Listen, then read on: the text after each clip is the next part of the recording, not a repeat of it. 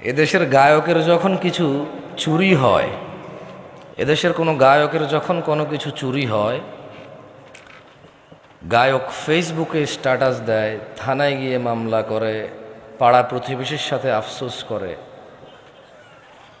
এদেশের সুদখোরের যখন কোনো কিছু চুরি হয়, সে ফেসবুকে স্ট্যাটাস দেয়, পাড়া প্রতিবেশীর সাথে আফসোস হাই হুতাশা করে, থানায় গিয়ে মামলা করে। মামলা মোকদ্দমা সবই ঠিক আছে, কিন্তু সে হাই হুতাশ করে আর বলে, আল্লাহ তুমি চোরকে হেদায়েত দাও। সে আমার কত বড় ক্ষতি করছে। মোবাইলে কতগুলো নাম্বার ছিল, মোবাইলে কি ছিল? ও কিন্তু সুদ খায়। মানে ও চোরের হেদায়েত চায়, নিজের হেদায়েত চায় না। ওর কাছে চুরিটা হচ্ছে গুনাহ, এটার হেদায়েত লাগবে। সুদ গুনাহ না, এটার হেদায়েত লাগবে না।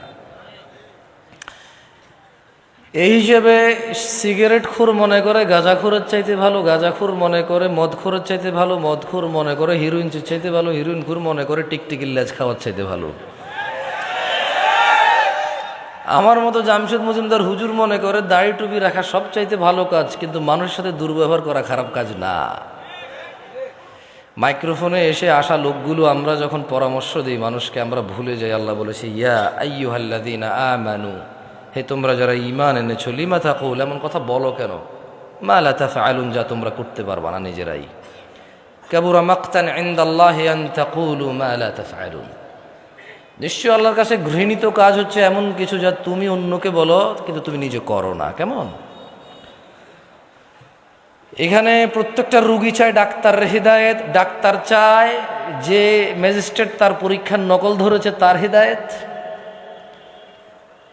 হুজুর চায় মাহফিল কমিটির হেদায়েত কারণ টাকা কম দিছে, মাহফিল কমিটি চায় হুজুরের হেদায়েত, টাকা কন্ট্রাক্ট করা ছাড়া আসতে চাচ্ছে না। কেউ নিজের হেদায়েত চায় না, প্রত্যেক ব্যক্তি অন্যের হেদায়েত নিয়ে এখানে ব্যস্ত। লা হাওলা ওয়ালা কুওয়াতা ইল্লা বিল্লাহিল আলিয়্যিল আযীম।